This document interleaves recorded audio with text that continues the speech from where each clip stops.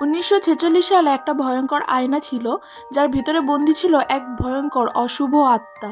Lorraine নামে একটা ছেলে আয়নাটায় ছোঁয়া মাত্রই ভয়াবহ ভবিষ্যৎ দেখতে পায়। সে তার ভবিষ্যতে দেখতে পায় হঠাৎ করেই ঝড় ওঠে, হাসপাতালে তার মেয়ে জন্ম নেয়। হঠাৎ করেই সে দেখতে পারে তার বাচ্চা মেয়েটি মৃত, কিন্তু প্রার্থনা করার পরেই অলৌকিকভাবে শিশুটি বেঁচে যায়। 22 বছর পার হয়ে যায়, একটা পরিবার নতুন বাড়িতে ওঠে।